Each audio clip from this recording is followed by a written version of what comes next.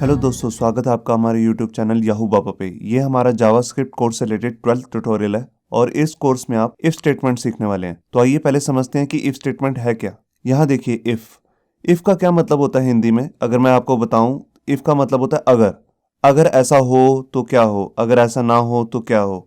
मतलब कि कोई कंडीशन लगी हुई है इसके साथ। अब हर कंडीशन की दो ही वैल्यूज हो सकती हैं, या तो वो ट्रू होगी या होगी फॉल्स। अगर वो कंडीशन ट्रू होती है तो ही स्टेटमेंट चलेगी, अगर वो फॉल्स होती है तो स्टेटमेंट नहीं चलेगी।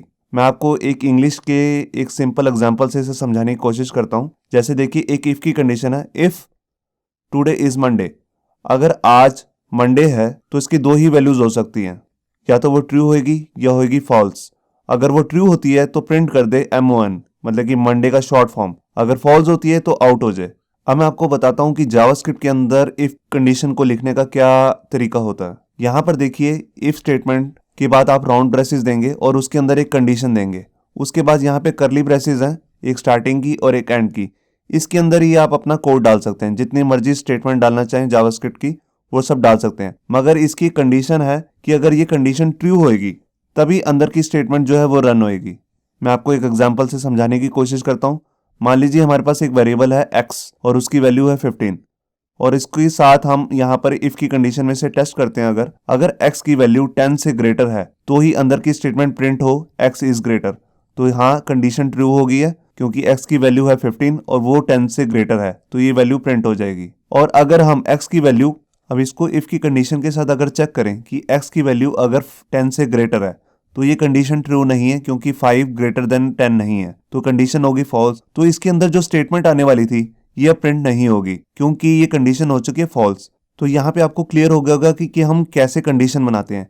यहाँ पर कंडीशन बनाने के लिए आपको कुछ ना कुछ कंपैरिजन करना पड़ता है, दो वैल्यूज में या दो वेरिएबल्स में या दो से ज्यादा वैल्यूज में या दो से ज्यादा वेरिएबल्स में। तो इन वैल्यूज को कंपेयर करने के लिए हमारे पास आते हैं कंपैरिजन ऑपरेटर, जो हमने अपने पिछले वीडियो ट्यूटोरियल में सीखे थे। तो उन्हीं को यूज करके आइए देखते हैं प्रैक्टिकल में से कैसे यूज करना है।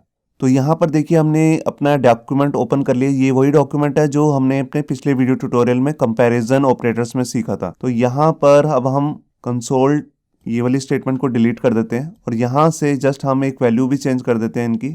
जैसे मैंने यहाँ पर कर दिया 20। अब मैं इसको इफ कंडीशन के साथ कैसे यूज करना है मैं आपको दिखाता हूँ। मैंने यहाँ इफ लिया और दो राउंड ब्रेसेस ले ली, जिसके अंदर हमारी कंडीशन आएगी। यहाँ पे मैंने एक कंडीशन डाल दी कि अगर a b से ग्रेटर है तो इस कंडीशन के अंदर आए। कंडीशन के लिए मैंने यहाँ पर करली ब्रेसेस का यूज किया। देखिए, ये इस कंडीशन की निशानी होती है कि इफ के बाद ये करली ब्रेसेस आनी चाहिए। तो यहाँ पर देखिए, यहाँ पर मैं कुछ प्रिंट कर देता हूँ। यहाँ पर मैं डॉक्यूमेंट डॉट राइट में प्रिंट करूंगा और यहाँ पे मैंने मैसेज दे दिया a इज ग्रेटर, और यहाँ पे लास्ट में जाके मैंने इसे सेमीकोलन लगा दिया। मैंने पेज को रिफ्रेश किया और देखिए कुछ भी नहीं हुआ, क्योंकि a की वैल्यू b से ग्रेटर नहीं है। अब मैं यहाँ पे जाके a की वैल्यू को 100 कर दिया। अब मैंने देखिए फाइल को सेव किया। अब यहाँ पर वैल्यू प्रिंट होगी a इज ग्रेटर। तो आपको दिख रहा है जब कंडीशन ट्रू होगी तभी अंदर की स्टेटमेंट जितनी भी है करली ब्रेसेस के अंदर वो रन होंगी। अब मैं इसको कंपैरिजन को किसी और तरीके से करके दिखाता हूँ। देखिए, मैंने यहाँ पर मान लीजिए 100 कर दिया। अब मैं यहाँ पर चेक करना चाहता हूँ कि a की वैल्यू इक्वल है b के।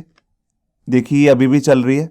क्यों चल रही है? क्योंकि कंडीशन ट्रू हो चुकी है। a की वैल्यू जो है वो b के इक्वल है। अब मैं यहाँ अंदर जो स्टेटमेंट है उसको चेंज कर देता हूँ। मैं यहाँ पे जस्ट लिख देता हूँ याहू बाबा।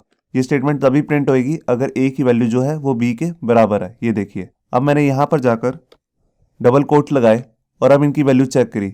देखिए, अभी भी ये प्रिंट हो रहा है। ये प्रिंट इसलिए हो रहा है क्योंकि अभी भी a की वैल्यू जो है वो b के बराबर है। हमने डाटा टाइप को चेक नहीं किया है, तो मैं चाहता हूँ इनकी वैल्यू तो बराबर हो ही हो और साथ में इनकी डाटा टाइप भी इक्वल हो। मैंने फाइल को सेव किया और देखिए अब स्टेटमेंट प्रिंट नहीं हुई, क्योंकि इनकी डाटा टाइप दोनों की अलग है। b की है स्ट्रिंग और a की है नंबर। तो यहाँ पर आप कोई भी वेरिएबल्स को यूज करके और साथ में कंपैरिजन ऑपरेटर को यूज करके यहाँ पर कंडीशन चेक कर सकते हैं। ऐसे प्रोग्रामिंग में बहुत से काम होते हैं जब हम वेब एप्लीकेशंस बना रहे होते हैं या सॉफ्टवेयर बना रहे होते हैं, जहाँ पे हमें ऐसे कुछ कंडीशंस को रख कर काम करने होते हैं। ये हम अपने आने वाले और वीडियो ट्यूटोरियल्स में देखेंगे कि इफ की और भी कौन सी एडवांस स्टेटमेंट्स हैं।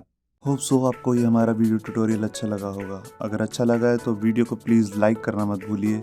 अगर आप ऐसे ही रेगुलर अपडेट चाहते हैं तो हमारे चैनल याहू बाबा को सब्सक्राइब करना मत भूलिए। Thank you.